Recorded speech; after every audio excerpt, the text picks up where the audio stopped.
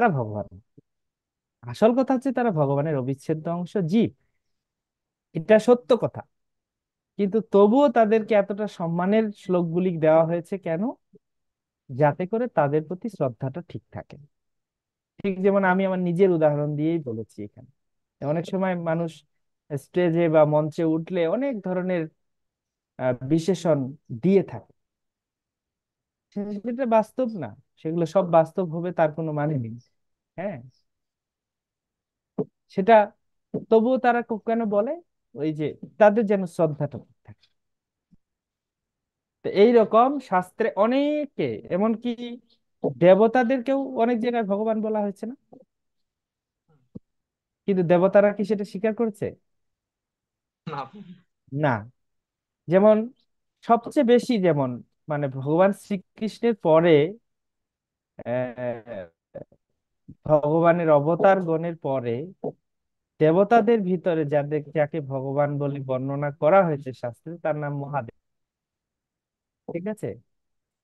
ভগবানের 24 জন অবতারের পরে যার কথা সবচেয়ে বেশি বর্ণনা, তিনি হলেন মহাদেব, শিব।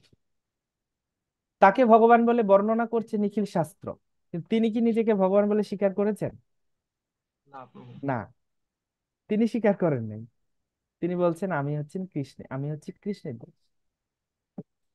তো গুরুদেবও ঠিক সেরকম। তাকে আমরা ভগবান বলেই মনে করি, কারণ তাকে ওইভাবে শ্রদ্ধা করা দরকার। কিন্তু তিনি সেটা স্বীকার করবেন না। কিন্তু এই ভুইফর গুলো বলতে বলতে এমন বলে ফেলেছে পাগলের মতো। আপনি কিছু কিছু ভুইফরের কথা শুনবেন, এরা লিখছেন, আরে দেখ রে তোরা বিশ্বাস কর।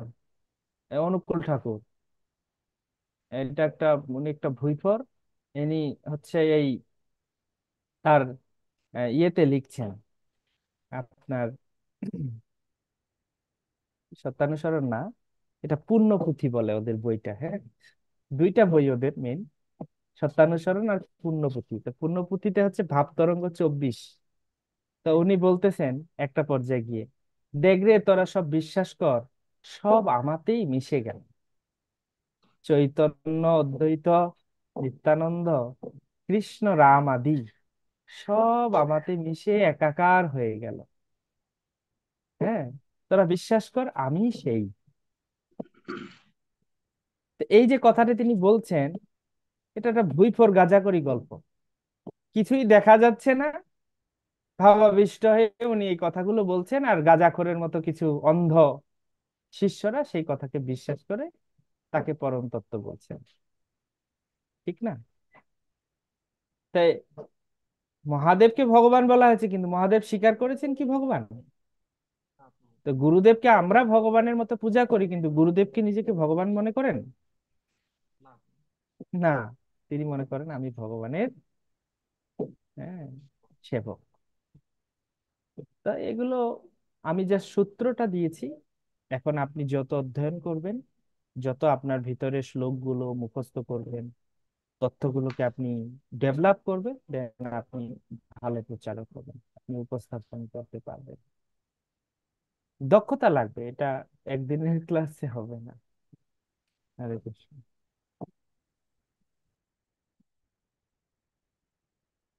ওকে, সবাই ভালো থাকবেন, সুস্থ থাকবেন এই প্রত্যাশায় আজকের ক্লাস এখানেই শেষ করছি। আগামীকাল আবার ঠিক 6টা